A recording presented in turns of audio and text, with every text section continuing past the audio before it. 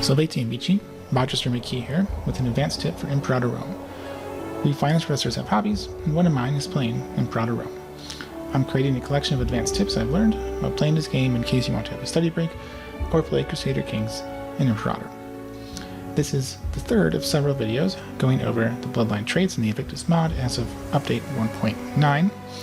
I'm going to cover what are the bonuses, how you find them, how urgently those bonuses tend to disappear, to help you decide if pursuing the bonus is feasible or useful. In this video, I'm covering the bloodlines present in the non-Diadochi Greek bloodlines. There is quite a few, so let's get started. So the first set of bloodlines is coming from Sparta. The ruling family has Blood of Agis. It gives 10% spearman defensive to commanders, and then plus 5% monthly military XP. So like normal, the commander bonus depends on culture levy. If you have spearmen, it adds value to your combat potential. Otherwise, it's pretty much useless. The 5% increase in military XP is not that much. Even if, simply because you don't have a very high base military XP. See, we have 0.3. We can get up to maybe close to 0.1, or sorry, 1, but then 5% is just 0.05 per month. And it's going to take a long time before you buy a single military tradition using this bloodline. So pretty bad bloodline actually, unless you use spearmen. Now the next bloodline is also in Sparta, and it's from the other co-king family, so the Imperator, and this one gives 10% cohort starting experience to governors and a 10% spearman discipline bonus to commanders.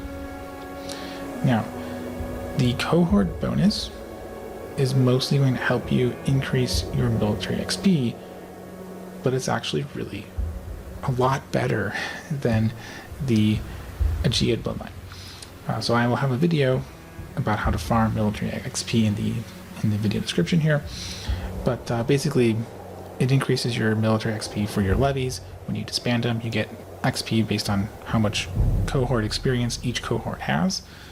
If you have a big levy, an extra 10% on your cohort XP is going to result in a lot of military XP every time you dismiss that levy. So because of the extra military XP, this bloodline is significantly better. Now, Sparta overall tends to survive for a while, but eventually a bigger player, Rome, is going to take them out, or sometimes they just straight out lose to the smaller Greek city-states that they tend to pick fights with. So some urgency is required. If you do wait, these two bloodlines will intermarry, and then you can just pick up both at the same time. After Sparta, we then go a little bit west over to Syracuse, and the ruling family has a bloodline. Agathocles gives a 5% spearman discipline to commanders, and it gives negative 0.02 monthly tyranny and plus 15% research speed for oratory tech if ruler. The commander bonus is situational like usual based on units, and the ruler bonuses are not very good. Tyranny is actually useful, as I document in my tyranny tutorial. Again, I'll have a link to that in the video description. So reduction in tyranny doesn't really help. You want tyranny to be high. And if you have a 15% research speed, the problem with that is that while it's a nice bonus to research speed, it only applies to one of the 4 categories. And there's a penalties for being ahead of time.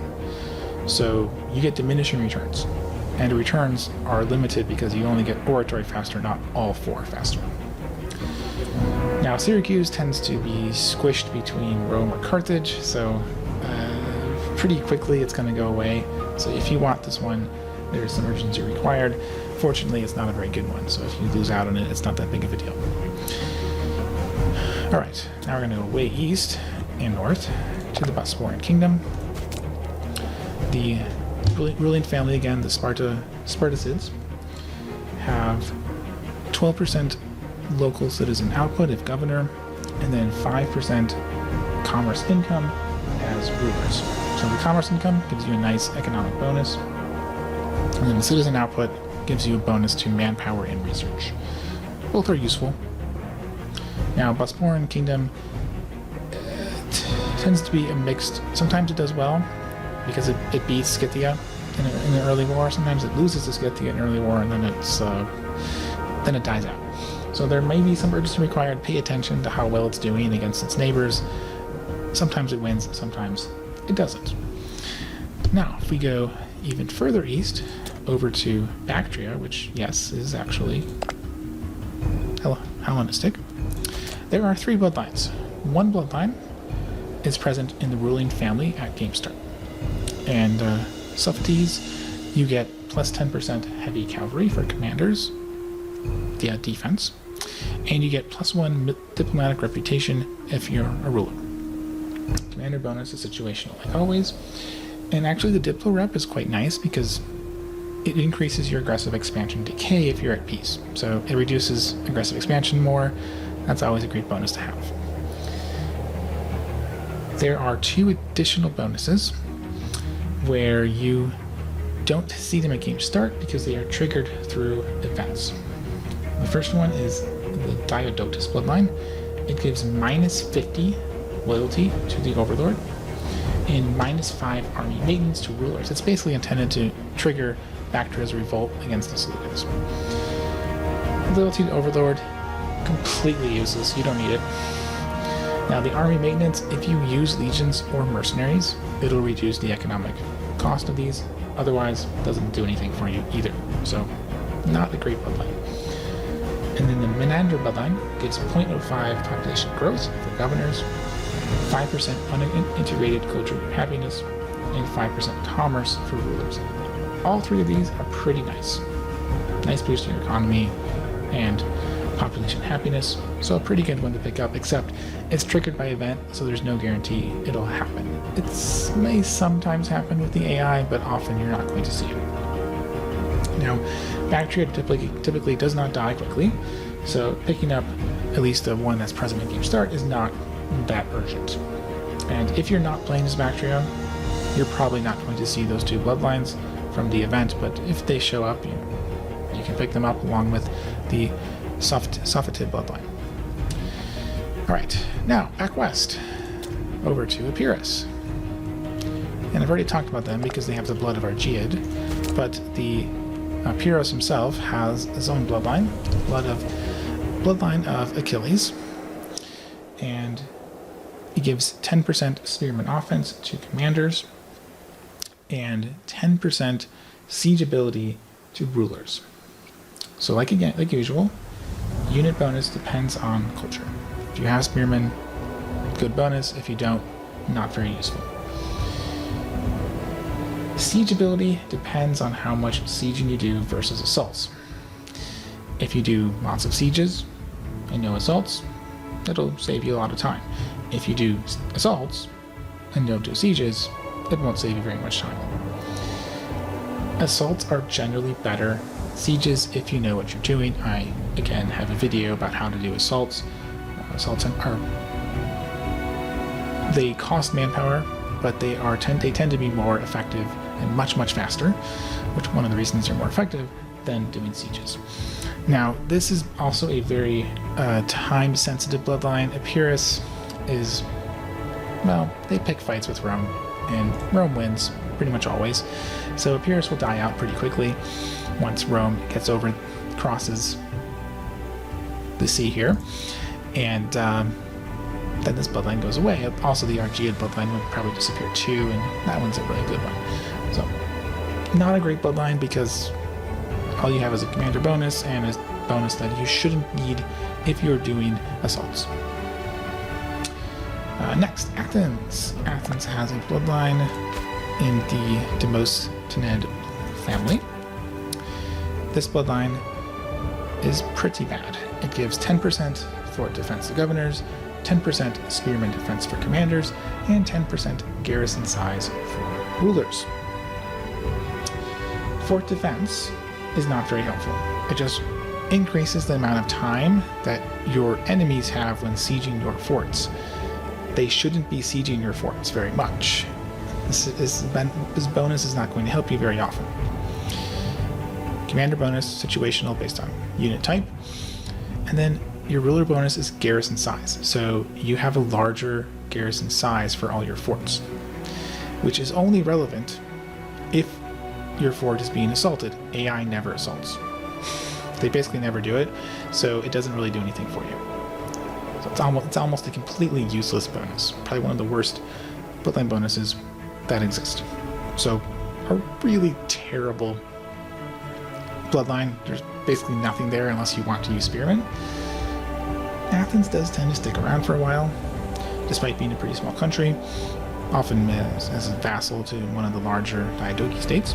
So not a huge rush, and it's a very bad Bloodline, so you probably don't need to pursue it with any urgency anyways, because you would want to. Alright, next we have actually two Bloodlines that exist in the Diadochi states. So in Egypt, the ruler's consort, she has the bloodline of Magas and Berenike. It gives 10% unit power and 15% improved opinion maximum for the rulers. So all of her children, which she has a lot, as you can see, will all have this bloodline. It will tend to spread pretty rapidly within Egypt. This is not a very good bloodline. The 10% omen power is useful. Makes your omen stronger. The improved pinion maximum, unless you're not going to be improving pinions very often. Diplomacy is very difficult. If you have any aggressive expansion at all, it becomes very hard to diplomatically annex anybody. So you're not likely to use that bonus very much. So all it has is omen power, and a single OK bonus doesn't do much. Now the nice thing is, all of these characters are going to have additional bloodlines with it. Most of these characters are children of Ptolemy, and so they'll have his bonus, his bloodline, which we've covered in a previous video. So you'll probably pick this up sort of naturally, and it's just a free bonus on your omen. Of course, this is in Egypt. Egypt survives. The ruling family tends to stick around. There's lots of members of the ruling family who have this bloodline, so it'll spread. No rush at all. And then lastly, the Attilid bloodline. So it is found in several characters. Let me see if I can grab one of them. There we go. So they start as minor characters in the Antigonid Kingdom. This gives 5% research speed to rulers and 10% maximum research efficiency. So you can have a higher research efficiency for rulers as well. So this is basically all faster research. 5% faster research for all 4 categories, and then higher maximum if you have the research points.